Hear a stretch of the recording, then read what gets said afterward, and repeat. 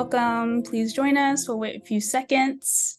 Please feel free to drop your name and your affiliation in the chat. We know we have some interesting people joining the webinar today, and we'd love to kind of see where everybody's coming from. I'll go ahead and get started. My name is Kendra Hills. I'm the program director at Century Tech Foundation, and welcome back to the second session in the Built to Last series. This event is co-hosted by the Benton Institute for Broadband Society, the Century Tech Foundation, and the Digital Equity Research Center at Metro. We had a fantastic panel yesterday, and today will be no different. So let's get started with a couple of notes first. Today's session will be recorded and available in the coming days via the metro.org webpage. Yesterday's sessions is actually already available, and we will send a link to that in the chat. Second, we will have a Q&A segment following the panel discussion.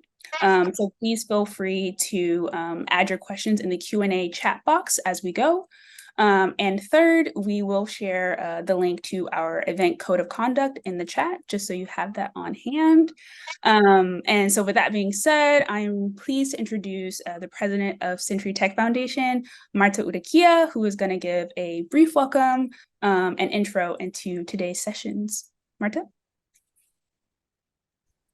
Thank you, Kendra, and good afternoon, everyone. Welcome to session 2 of Built to Last, Leveraging Federal Investments for Digital Equity. We're very excited for today's discussion, Seizing the Moment, Current Approaches to Digital Equity. As you know, we are hosting a 3-part series this week, and today is part 2. Our focus today is really looking at what folks are doing in this moment to leverage federal funding for digital equity. As we know, all states, territories, and tribes are preparing for 5 years of federal funding through the IIJA, which is being administered through NTIA. And local communities are advancing initiatives, which we'll hear about both today and tomorrow, that are centering equity and justice in their digital equity work. In this series, we're going to hear, or in this session rather, we're going to hear from groups that are rising up to the challenge of ensuring expanded digital access and let me repeat that. They are rising to the challenge to ensure that expanded digital access actually results in equitable opportunities. And with that work, they are addressing barriers within their local and statewide contexts, such as efforts that are pushing back against digital equity in this work with marginalized communities. So we'll hear more about that. But next, I want to move to an introduction of our keynote speaker.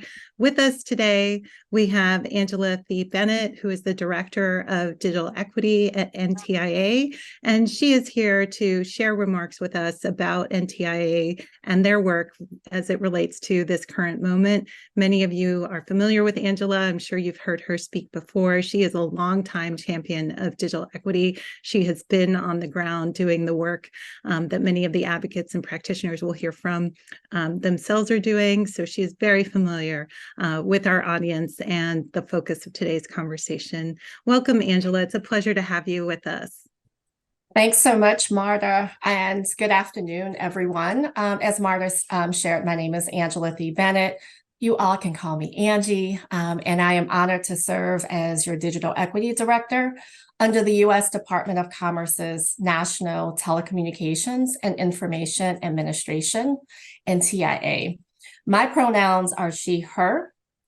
So we are all here today because of the commitments made by President Biden to ensure that every household in America has access to affordable, reliable, high-speed internet and the tools and resources they need for full participation in our 21st century economy and in society, which is the Internet for All initiative.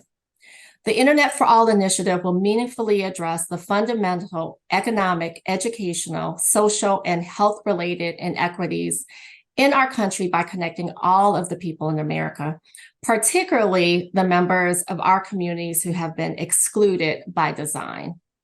Passed on a bipartisan basis in both chambers of Congress, the Biden-Harris administration led the efforts to pass the historic bipartisan infrastructure law, which included the $42.45 billion for BEAD, which is the Broadband Equity Access and Deployment Program, to build the infrastructure for the internet and to ensure that the good jobs created go to individuals in our communities who have been left out and left behind. $2.75 billion for the Digital Equity Program to empower Americans with the skills and resources they need to fully participate in our society and economy. $1 billion for Middle Mile to expand Middle Mile infrastructure and reduce the cost of connecting unserved and underserved areas, and $2 billion for Tribal to help tribal communities expand high-speed internet access and adoption on tribal lands. And I would also like to note that there is a Tribal notice of funding opportunity that is open currently, and the deadline for its submission is January 24th of 2020, actually January 23rd of 2024. And there is a set aside of up to $100 million to achieve digital equity on tribal lands.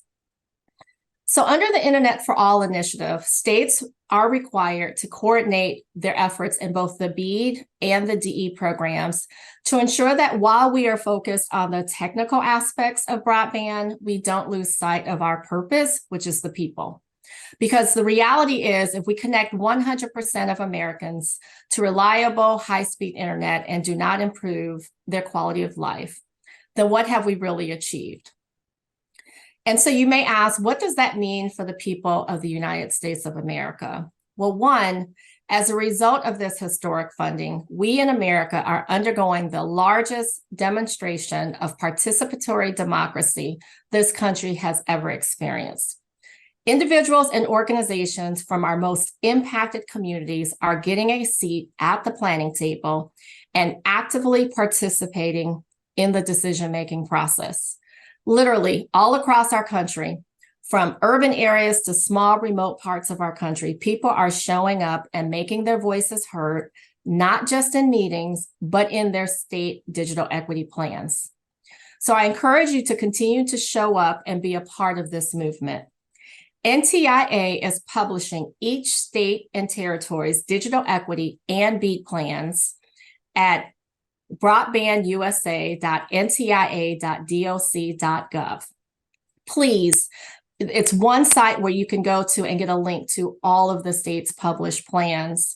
Please make sure you check out your state's plans and make your voices heard on your state plans. To find out the contact person for your state, as well as NTIA's state federal program officer that is charged with serving your state, please go to www.internetforall.gov. So often we are told to come to the planning table and we can't find it.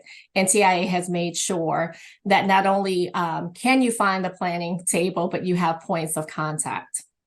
The second thing I will encourage everyone to do is to empower our states to be very intentional in identifying the root causes of digital inclusion, which will require a very strategic and comprehensive approach. Digital exclusion refers to the gap between those who have access to and use the information and communication technologies and those that do not. So to help states address this issue, individuals and communities can help your state identify those specific groups that are disproportionately affected, such as our low-income individuals, our rural communities, our seniors, our people with disabilities, all of the 8 cover populations that we have prioritized in our programs, and help our states understand the extent of digital exclusion in those different communities and demographics within your state. The second thing that you can do for your states is share data, share data, share data. If you have data, please share them with your state to help them identify the areas with the highest need and help guide them to develop targeted interventions. And the third thing I would encourage you as you are working and collaborating with your states is to hold space and to collaborate. So ask yourself, as we are asking ourselves at NTIA, how are we holding the line and protecting our vulnerable communities from bad actors who come in and, seek to capitalize off of, their trauma of experience. And as we talk about centering our work in equity and justice, it's so critical that we are holding space for those individuals and those grassroots organizations that are on the ground doing the work to ensure that they have a meaningful decision-making, seat at the table. And finally, I would encourage everyone to imagine the possibilities. What will America look like in 2030? So imagine the possibilities of America's, I like to say our future story, where every individual, regardless of their socioeconomic backgrounds, has full access, and not second-class access, but full access to affordable, reliable, high-speed internet and the resources they need to thrive and live a healthy and fulfilling life. So, and we can't just stop at imagining the possibilities, but encouraging us to all come together, break down our silos, pool our collective resources, and ensure that this once-in-a-lifetime funding gets to the people that need them the most. You see, the Internet for All initiative is not just about the internet. It really is about people. It's a rallying cry for inclusivity, equal access, and empowerment. It's about ensuring that the benefits of the digital age reach every corner of the community, leaving no one behind. This once-in-a-lifetime funding is a unique opportunity to make a lasting impact. And by focusing on the people and directing these resources where they are needed the most, we can bridge the digital divide, create educational opportunities, spur economic growth, and enhance the overall well-being of our country. And finally, we must maintain our sense of urgency and seize this moment to build a more connected, inclusive, and empowered future. Together, we can make the Internet for All initiative not just a vision, but a reality that brings positive change to the lives of the people it serves. So in closing, I leave you with the words of Angela Davis. You have to act as if it were possible to radically transform the world, and you have to do it all the time. So as we strive to achieve digital equity together, I encourage you to dream, imagine the possibilities, and let's all come together to make these possibilities a reality for every person in the United States of America. Thank you.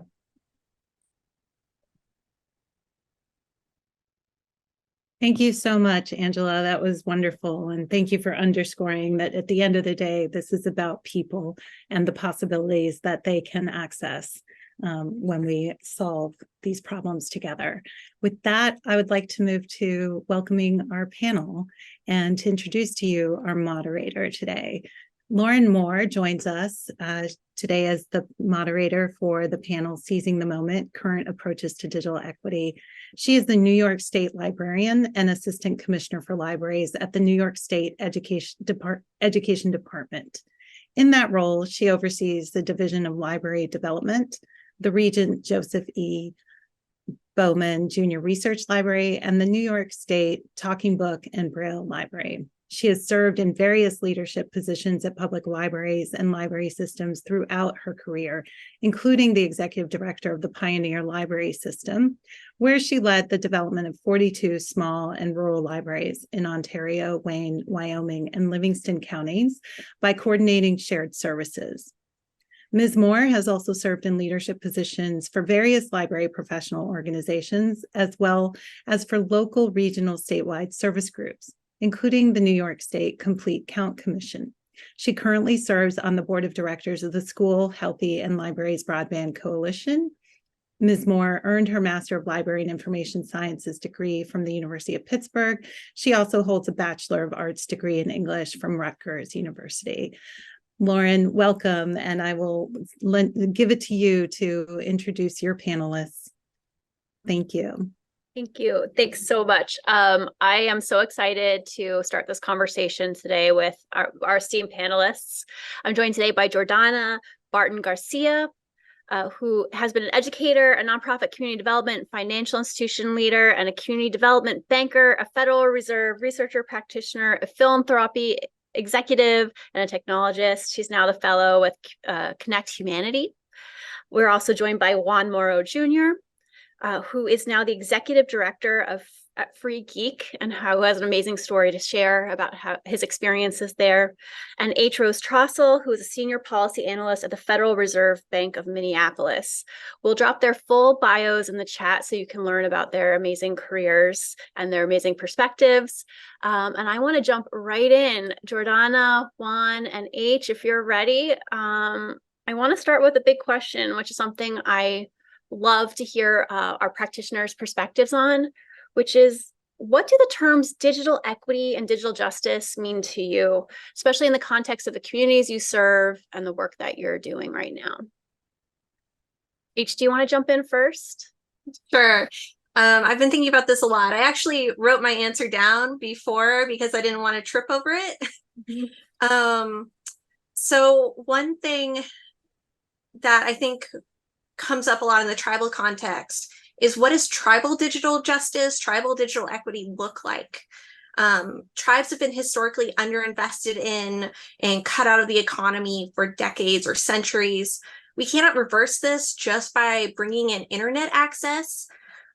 Personally, for me, I grew up in a rural small town near a few Ojibwe reservations in Minnesota. And I'm not talking about like the cute small towns you see in Hallmark movies. No, I'm talking about towns that are dirt roads, deep-seated poverty. The volunteer library was in a tin shack that also stored ATV vehicles. What does it mean to bring internet access to a community like that? You know, it's not going to fix problems overnight. Work from home jobs are still hard to find even after the pandemic.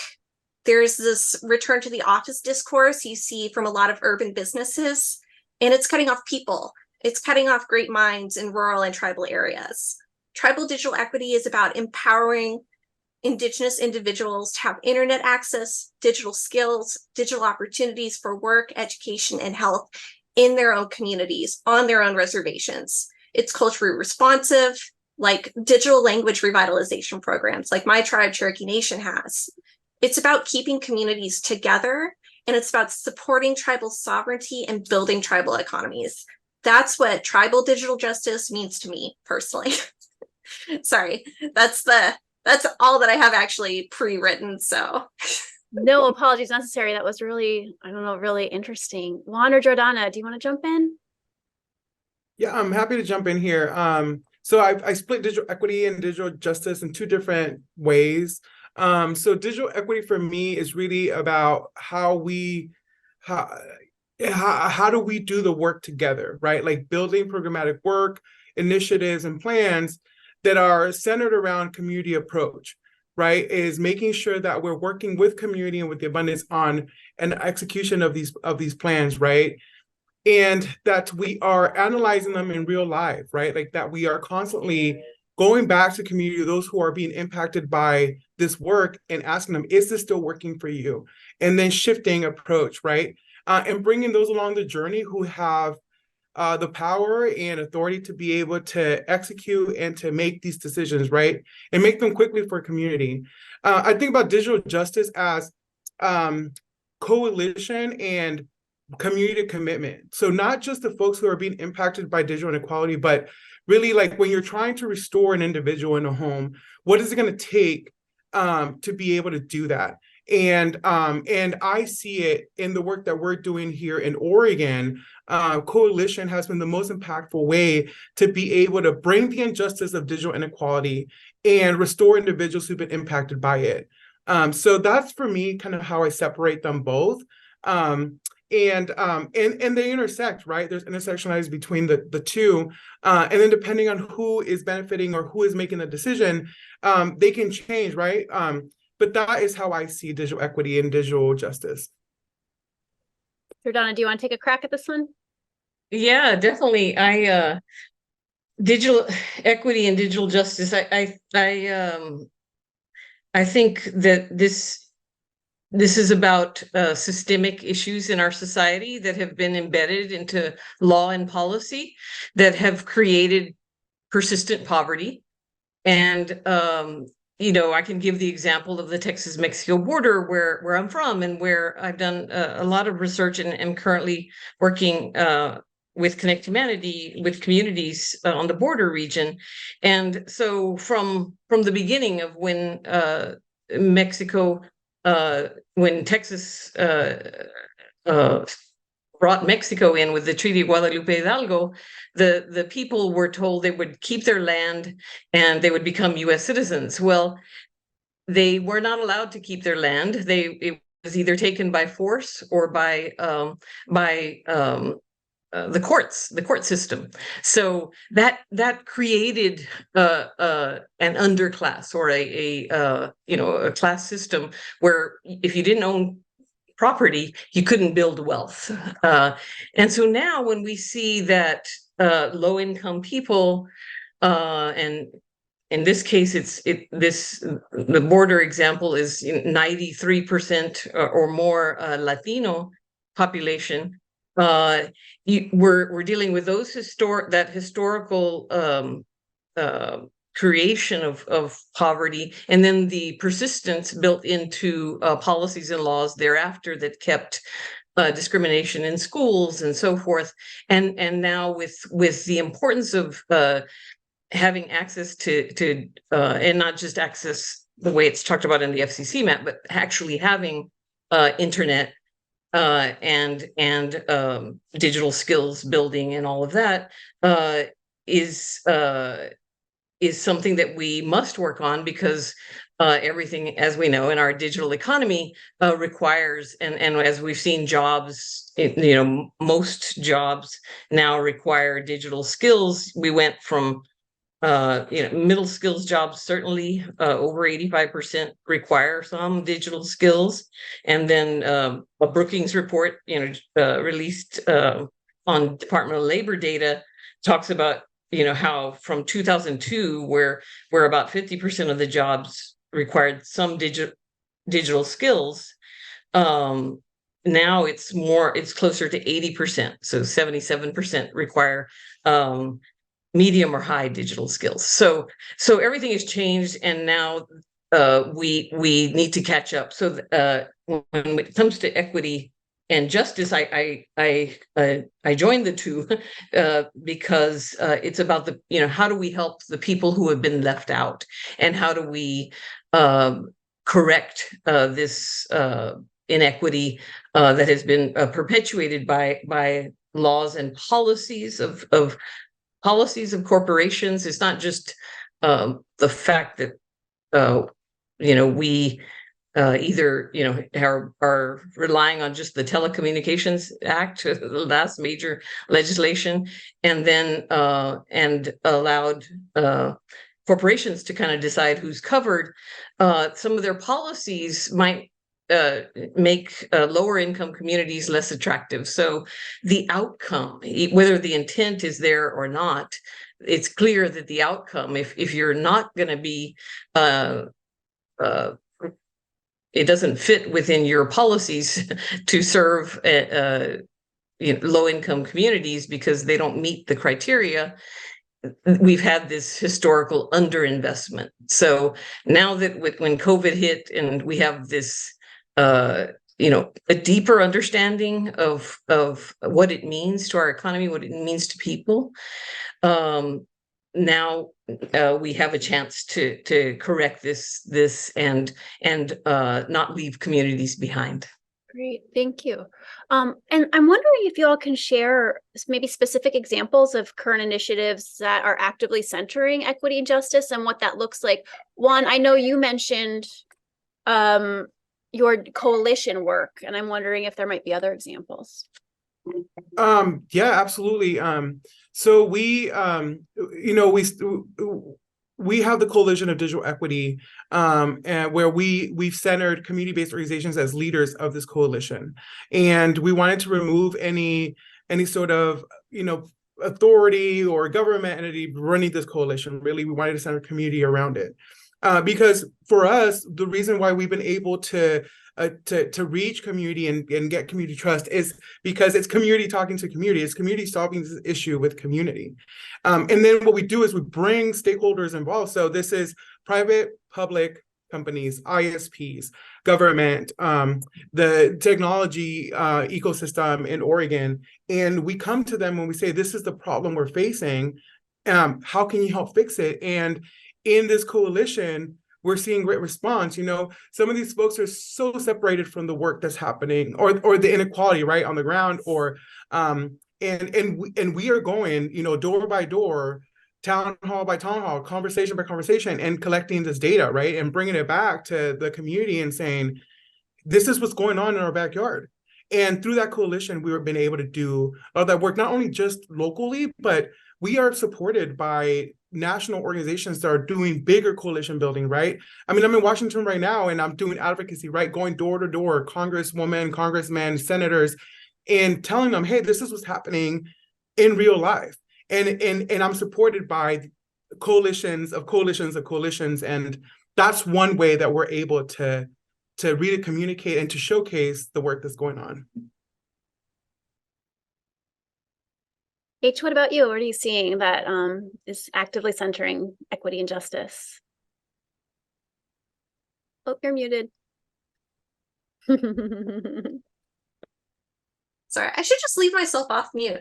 I've been going to a lot of the Indigenous digital inclusion working groups that National Digital Inclusion Alliance has been putting on, and I've been talking with folks there, learning about on-the-ground experiences so that I can uplift those in the policy space. Sometimes I feel very removed from what is happening on the ground, just because I'm not working with the public.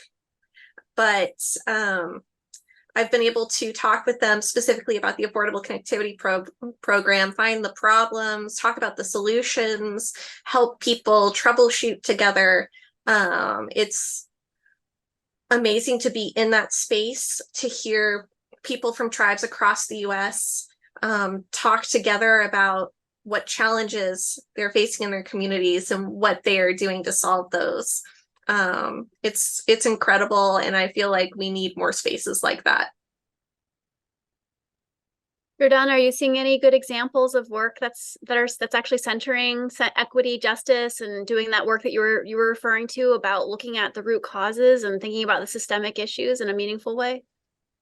Yes, I mean, definitely Connect Humanity is working in Appalachia with very directly working with persistent poverty region, and then we're also working on the Texas Mexico border, South Texas, and I'll since I'm leading the Texas work, I'll give that example. So this is a population that is a persistent poverty region, a large one of the U.S. We have 5 persistent poverty clusters in the U.S., including Central Appalachia, of course, areas of Indian country, and the Mississippi Delta and Black Belt region, and then the Texas-Mexico border. And it's not an accident. We're trying to go where the work is most needed, right? And to bring in the resources that are necessary to do this well. Because and so the example of the border region, this is a persistent poverty region. It's several of the covered populations, very, for example, persons of color, so 93 to 95% Latino in this region. So a huge covered population, as well as veterans and other of the covered population. So that, you know, we went there for a reason, because the Federal Reserve, the Brookings, of course, the U.S. Census, NDIA, had all revealed, and as we know, low-income people are the most impacted by the digital divide, but those entities specifically created reports and presented data on this region, and it has one of the greatest digital divides in the country. So we chose it for a reason to try to bring in the resources that we all know are necessary to be able to, number one, when you're dealing with a systemic issue and challenging the status quo, there are a lot of very powerful forces at play to try to keep things the way they are. And so just coming in to work with communities, I had previously been working with the community with the Federal Reserve and then Methodist Healthcare Ministries. And so we were able to just kind of jump right in and bring in some of the communities that are already gotten started. In fact, far Texas on the border had chosen the municipal ISP, the public broadband model, and has already built out a significant portion of its network. Brownsville, on the other end, had chosen the public-private partnership model, an amazing model, and they are getting what they need for the population, very high-speed internet. So FARs, they're both fiber to the home networks, and so they are getting the high-speed internet at very low cost. So the example of FAR, 500 Mbps symmetrical is the minimum speed for $20 a month, and for nothing for as long as we have ACP or for free. So and then the school system, the Tri-City School District has become involved and is going to pay for all their student households and so forth. So so we got a little bit of a head start. So now the other cities and counties are doing their work, doing their feasibility studies. The reason these communities, we had already started working on that. They had their feasibility studies and all of their surveys done and so forth. And they had already looked at models and really considered very carefully what they wanted to do. And that's why they were ready when ARPA dollars came down. They were able to use ARPA, and we created a capital stack that really worked for the community. So ARPA dollars, a municipal bond,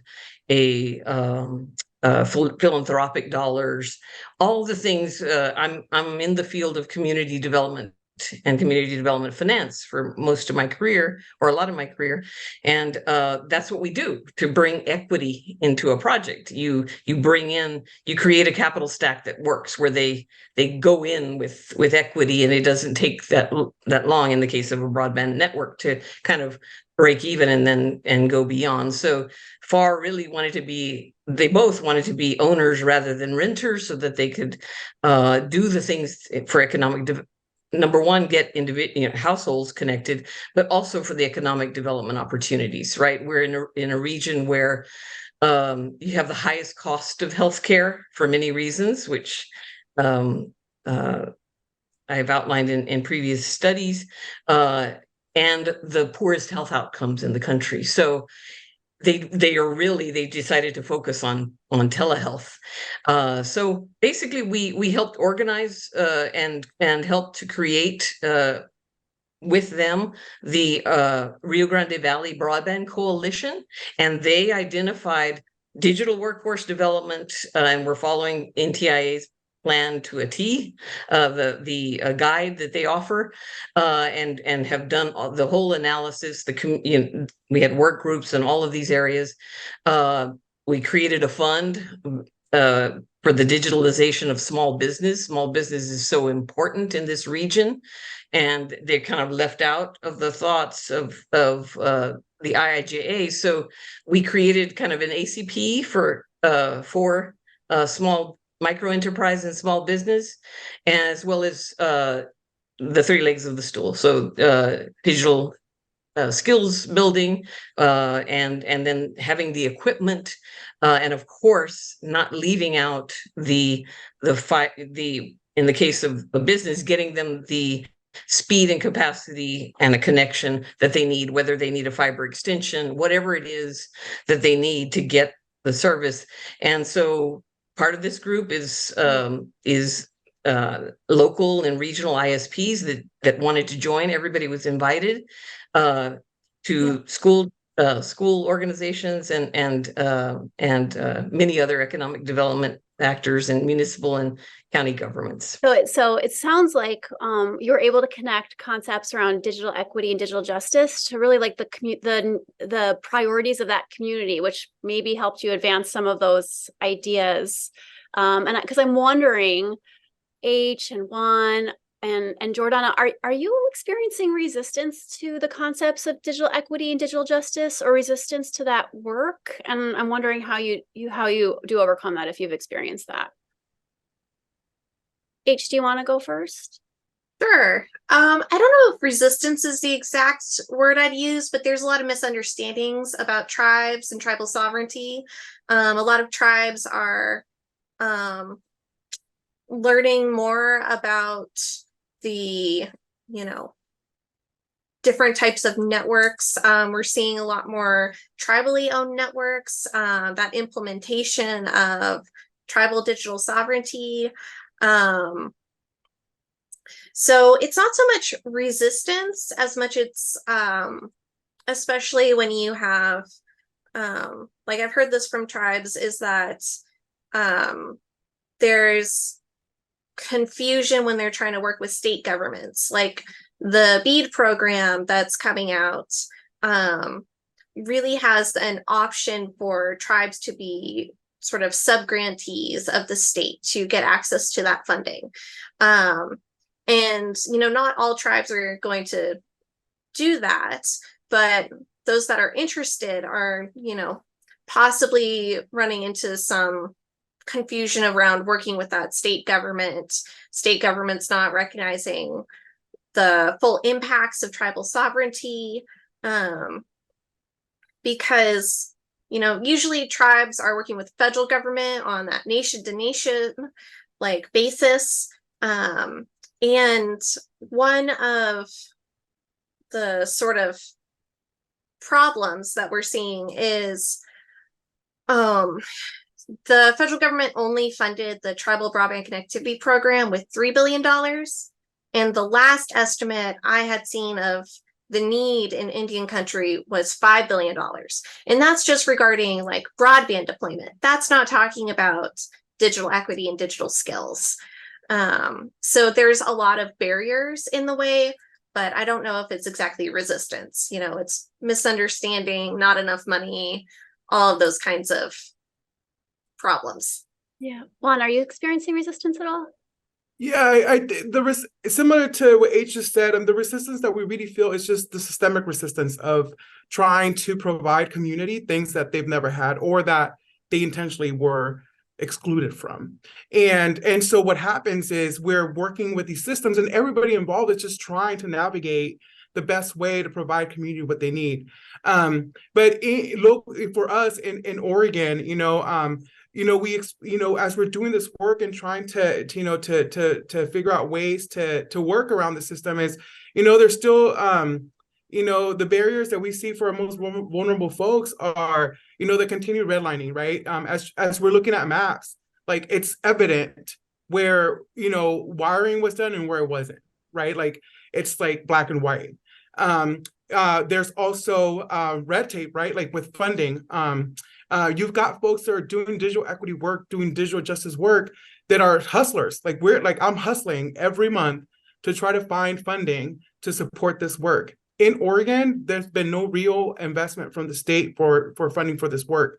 And so we got funds from the federal government through, ARPA and CARE, and the American Rescue Plan, but that was the federal funds and they're about to run out, even for ACP. So these are the barriers that we constantly have to try to work around. It's like, what am I going to do when this runs out?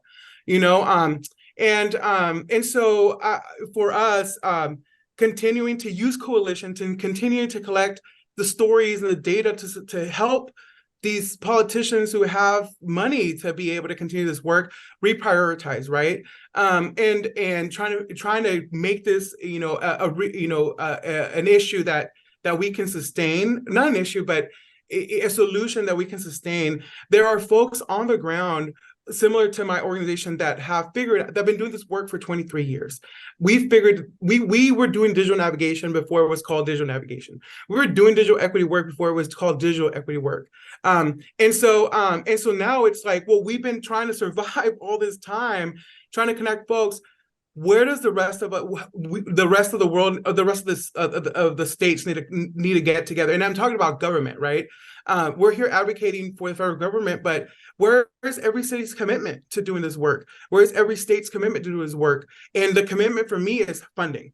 We've already I don't need you to tell me how we're going to solve this problem. We've already figured it out. I just need you to close these capacity gaps so that we can actually eliminate the digital divide. Does anyone else have thoughts about, that was my next question, really around advocacy and engagement politically to make this take hold? You've all been doing this work for decades, and what is it? How do we get people to listen and invest and make sure there's a long-term sustainable future for equity and justice in digital spaces? So I did want to address a little bit the resistance question first, because I think it's a very important one. And we have, I think the resistance, certainly in communities that are trying to take action, right, and perhaps have chosen a public-private partnership model and are doing a contract with maybe a local co-op or a regional ISP, and went through the whole process of planning and then put out an RFP and are forming those partnerships. Sometimes they have, certainly in the border region, you would think these communities that had kind of been forgotten and maybe, headlines, of course, from telephone era, copper lines, so a lot of DSL and the legacy coaxial cable in cities. But now the large ISPs, we have two in Texas, the national kind of ISPs, in interviews and in op-eds that they've created, have challenged and said, communities don't know how to do this. We know how to do this. It's a cybersecurity risk. It's all of these things, trying to put fear into communities, which is, when you study kind of the electrification, rural electrification, and all of that we had to go through as a country. The large corporations did the same thing, right? So it's misinformation, and then in one breath, criticizing their public-private partnership, and then saying how great it is in another part of the state or another state. So just these contradictions, I think, are and the political pressure on mayor, like in both of the cases that I had mentioned previously on the border, very, very strong mayors that weren't easily pushed over, right? So they're proceeding with what they have had to think through really carefully with community to make the decisions they made, because they weren't being covered. And they first went to these same ISPs, right, to be asked to be covered. And then I think a real resistance is in the rules that are being implemented. So in this persistent poverty region that is the least one of the least connected areas of the country, and it's been very, very well documented, that according to the FCC map, and I think they spent like at least 45 million for CostQuest to create that map, and they were charged by Congress to create a better map, right, than the previous mapping. However, you can see that it's not somebody trained in research that is doing this study to tell about the digital divide, but that the FCC is getting information that they're looking for, and basically it's perpetuating the challenges that we've had, where companies say, "Oh, you're covered." I mean, we covered this area. Well, they maybe have a fiber line running through it, but they have never served that area. They don't even have the splitting equipment to serve those communities. And then we have communities where the infrastructure doesn't even pass. But according to the map, it's they are fully covered, 250 over 25, 100%, the first iteration of the map. Then also placing the burden on low-income communities to have the knowledge and on this real specific issue, when a lot of our experts couldn't even figure it out, and you have to be able to do GIS mapping and all kinds of very sophisticated, work. And we're putting it on low-income communities to challenge the map and follow all the rules for that. So that's another challenge. We have the LOC, the letter of credit requirement. That's another big problem, and we were successful in joining together. So here comes to your advocacy. So Connect Humanity worked with communities across the country, with organizations across the country, to make the case to allow something besides the letter of credit as an option, because the letter of credit required, like for a to get it to, if you got a grant, you would have to put up 25% for say you're going for a $7.5 million grant, you'd end up having to put up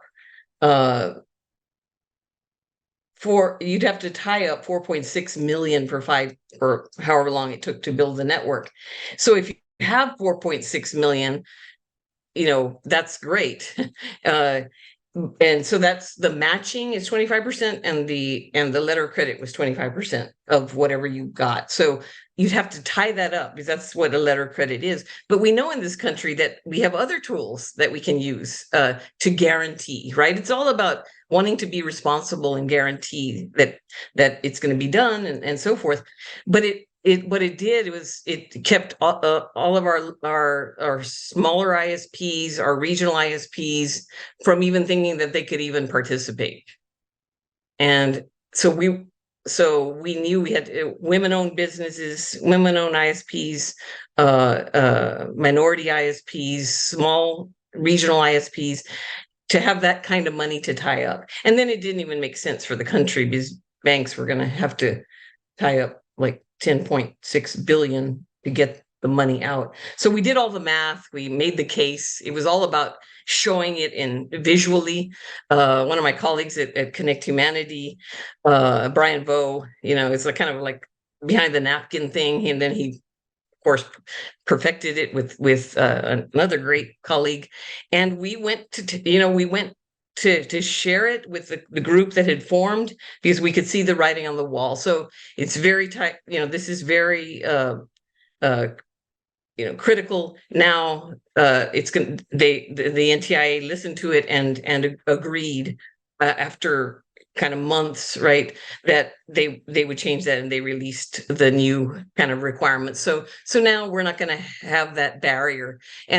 And you want small ISPs and all kinds of, right? You want to diversify the ownership of assets in the digital economy. And how do you build wealth in communities if you don't invest locally in those businesses that know how to serve, want to serve, and can serve if they're invested in these communities? So with that, that was one example of advocacy. I think the mapping is going to be, we've already started, but with that, the growth basically the inputs do not tell you about the digital divide. That's the problem.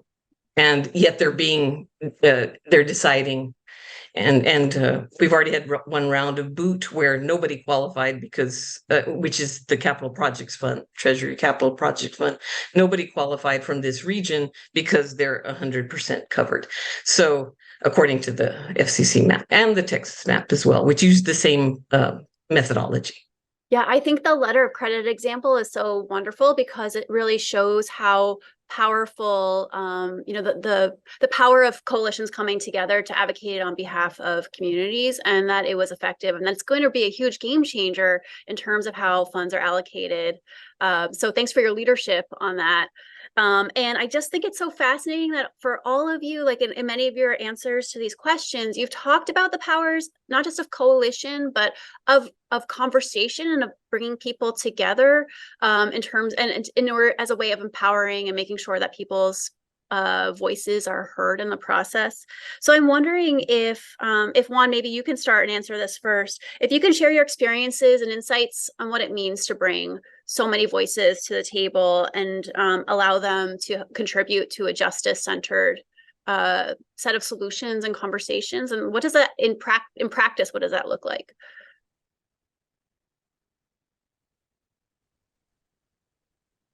Can you hear me, Lauren? Yeah, I can hear you now. Yep. Okay. Great question. I think that this work actually requires us to center community voice. Like, that's the only way that it can get done. Don't invite me into your feedback session or into like, tell me how good this plan looks after you build it.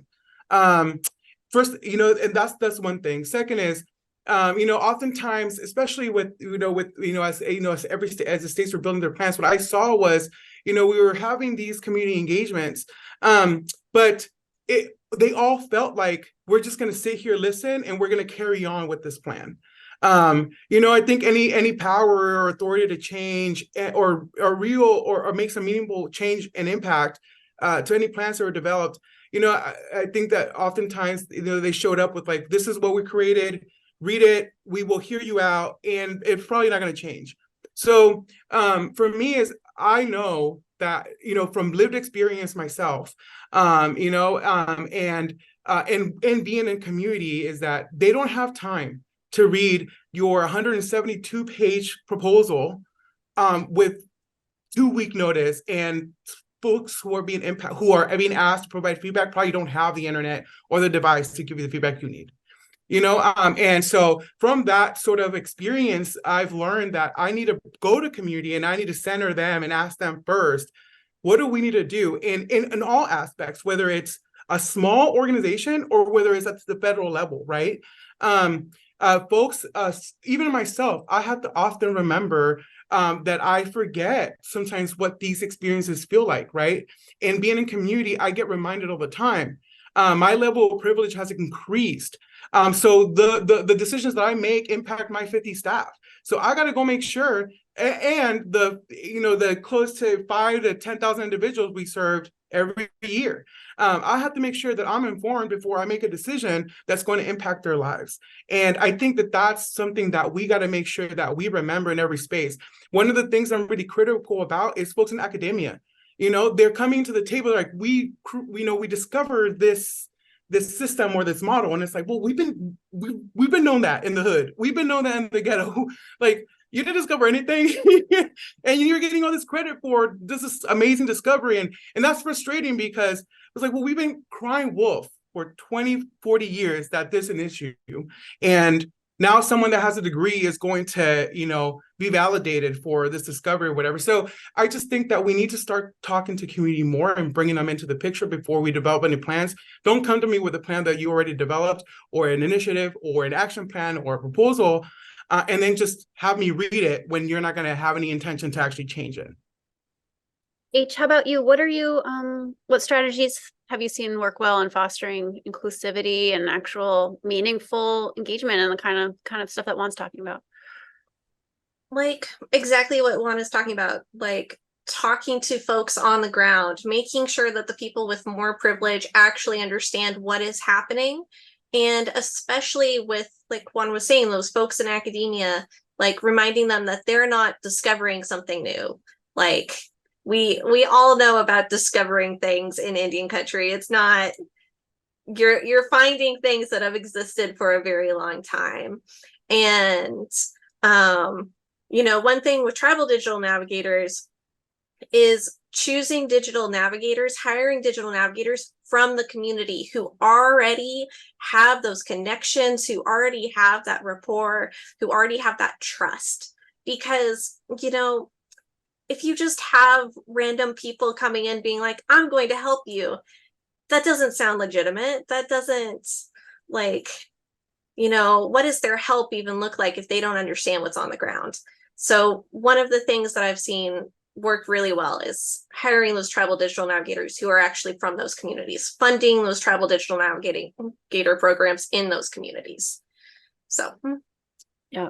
Okay, so we have 5 minutes before we move to some really great questions from the audience. So I'm going to ask one last question for each of you.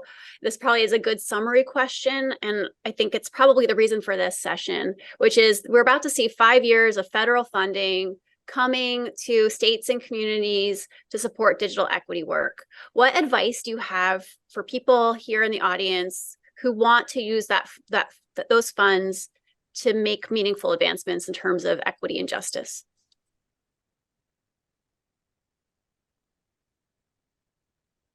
H, you're unmuted. You want to go first? sure. It's a really hard question.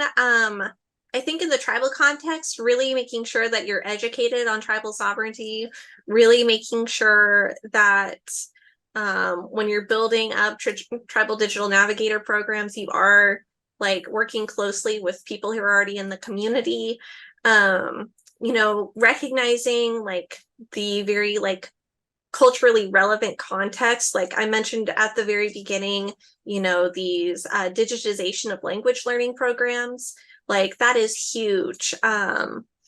You know, the digitization of historical records, like there is so much going on. And every tribe is different. And I think that is like key to thinking about tribal digital equity, is recognizing that it's going to look different in every community. Jordana, so with all of your experience and your work on the ground, what's your like one sentence take on what people should think about? I would say you know, the big thing when in serving low-income communities, sometimes people will just say, oh, it's just an adoption problem, right? Especially when you have a federal map that's supposed to reflect the truth, right? Or the experience on the ground.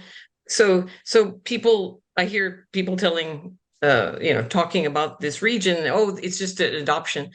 No, actually, they want to solve this, and they have been working before this even came about to try to do that. And so they're not ignorant. They're interested, as everybody else is. They know the purpose. They know. I was hearing about the homework gap before it was called the homework gap in my research in the lowest income communities on the border. And then I think you know, another thing is we're including broadband 101 and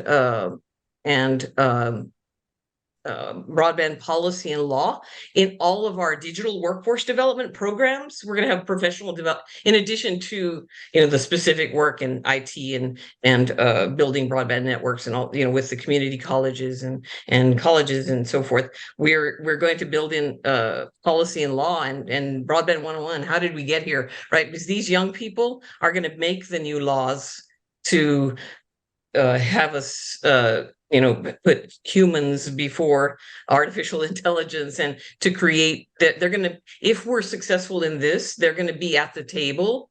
A diverse population of our country will be at the table implementing smart cities, artificial intelligence, you know, creating the algorithms, and they'll be able to bring a diverse experience and know when it's harmful and perpetuating past discrimination, or when it's something that is helpful and useful.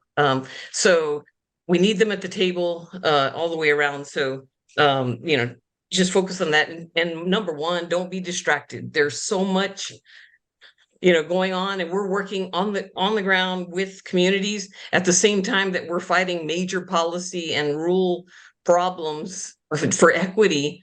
that just don't make sense. They're not even using all that we know in this country, and how to do this. It's totally ignoring the amazing data sets we have and local community surveys, and then with the LOC, totally ignoring community development in this country and how we do finance for good. So don't get distracted. Keep your eye on the prize. I learn every day from the people on the border, keeping their eye on the prize and building. I mean, they were the fastest to build that fiber to the home network and forming those coalitions. And they're FAR Texas and Brownsville are going to help the other part of the region, and we're working regionally for it. I love that. Post that for one sentence. It was great. I wanted embroidered on a pillow. It was honestly wonderful advice. Juan, what about you? What are you thinking? What's the advice you'd send people home with today? Know that you're not alone. There are best practices that have been developed. There's been curriculum that's been developed. There are folks that are on the ground of the work. There's folks that are advocating. Everybody, like, no one is off the table. Anybody who's invested in this work, you're invited to sit with me. Now, if you're not, then you're invited to fight with me, and you don't want to do that. But I want to say, don't be scared to jump in, no matter what age, which age level, where you're starting. But also remember, there's a bunch of us who are doing this work. Pick up the phone, send a text, send the email. We're here, and let us help you get to where you need to be to continue this work. I'm going to be tired and probably not retired, but I'm already tired. Some of us are going to be tired. We're going to need folks to carry on this fight, right? Because it's not over. And those are the folks that I want to inspire. So call me, call my peers here. Let us catch you up. That's awesome. Thank you. Okay, so there's some really great questions. One of them H actually took a stab at answering in the chat, but I kind of want to talk about it because it's an issue I really care about too. So the question is this: in the conversations you've seen across tribal communities, but I think this applies to other communities as well, and I'm sure it's unique to tribal communities, so I'd like to learn more about that. What, if any, is the conversation regarding the urban Native community? And I would say the urban community in general as well. In my area, we see a lot of community members who leave their reservation to relocate to the urban areas, but the problems of digital equity still exist for those individuals, and sometimes it feels as though community members are a little isolated from accessing the established resources in the city.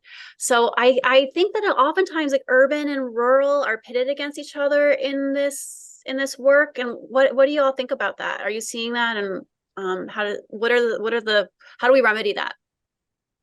Yeah, a lot of the same problems that you see with internet access on reservations are mirrored in the urban Native community, because, like Juan was describing, that history of redlining, you'll see that where urban Native population centers are, they're in historically redlined communities. So there's less broadband access, less broadband deployment. They're cut off from a lot of those social services that could help get people connected. And one of the cool things about the Twin Cities is looking at how the tribes still work with their tribal members even after they leave the reservation and are in the cities. Like Red Lake Nation, for instance, has like a community college here in the Twin Cities, and almost all of the tribes in Minnesota have some sort of tribal office in the Twin Cities as well, because, we have a huge urban Native population. Like, I think it's more than 70% of Native people in the US live in urban areas. So we're seeing some of those same problems, and it's some of those same solutions, right? Of hiring people in the community, like people who have that trusted relationship to help build those digital skills. I think, Lauren, that it's the approach we're taking in the persistent poverty regions, just because of all the uncertainty around the maps, even though they're called out, and certainly a covered population and the persistent poverty regions are called out.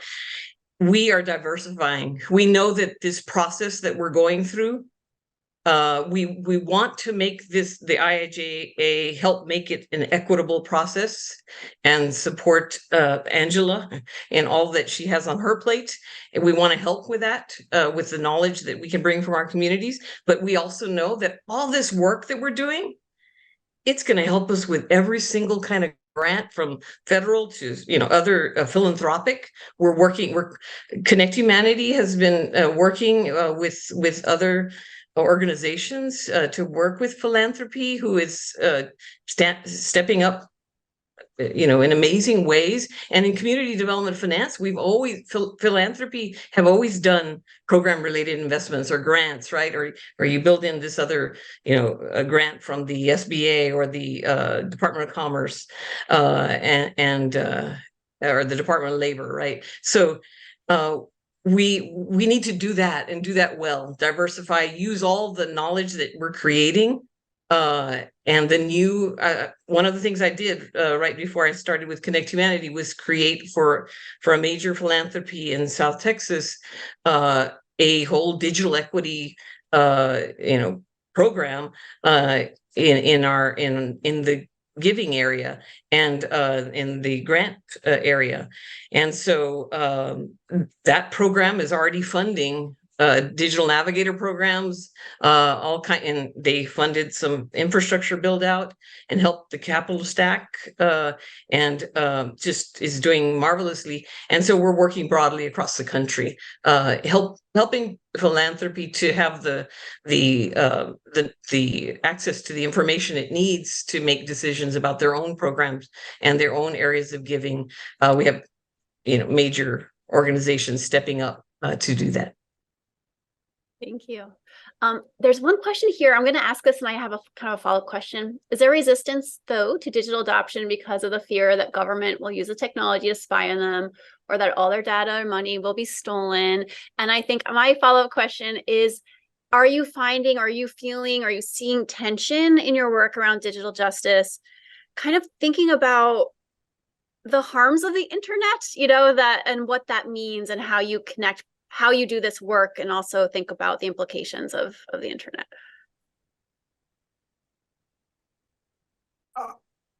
I don't have like the most educated response to this, but we've been there.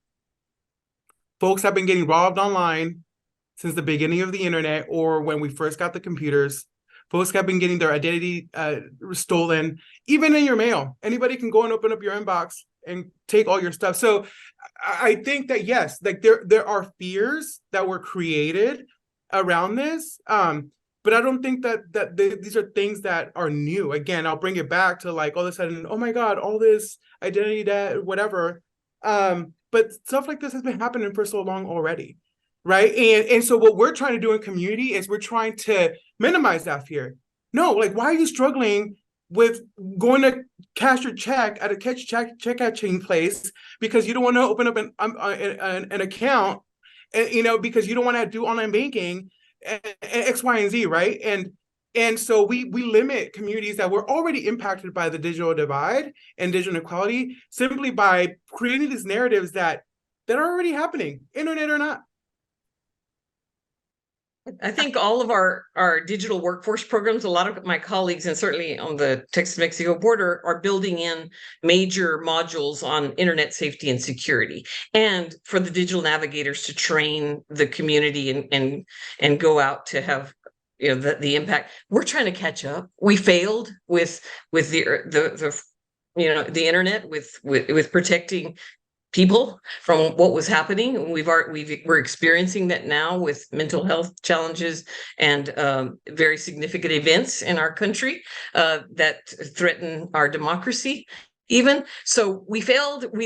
With AI, it's going to be 100,000 times more difficult. So that's why we need these digital navigator programs, and to really have people understand the architecture of the internet, how it works. What do we want? What do we want to create? And have people and young people, all ages, right? But train, I want to change the whole curriculum of schools. So we're going to do digital navigators, and the whole curriculum of schools needs to give people the information they need to function well and to have an agency and impact on laws and policies to protect people as well. So the we're catching up, and we're going to try to do it in a big way. So I think none of us are giving up, even though it feels daunting, because there's so many pitfalls to safety and security on the internet and beyond with AI as we go forward. So, but that's what this is all about, really. This is all about having a diverse population involved in laws and policies and training in schools, and to reach everybody, because we can't be anymore throwing harmful things out at people and not telling them, yeah, when it's free, guess what? You're the product. Let's talk about that. Let's talk about how it works. None of this should be hidden. A corporation shouldn't tell a community, oh, only we understand this. You'll never understand this. The lowest income communities, the mothers in the colonias understand drainage because they experienced the flooding more than the engineers that came to solve something. They should have, in some cases, they should have talked to them before, because they know exactly how the water flows. And likewise, they are learning broadband networks, just like I had to in community development. It wasn't part of my training, but I knew it had to be part of the Community Reinvestment Act, which is our, one of the most important pieces of civil rights legislation that I want people to grasp onto again and hold accountable for this area of work, as we did back in 2016 to make broadband and digital equity part of the Community Reinvestment Act, and now with the current update to CRA. That's one.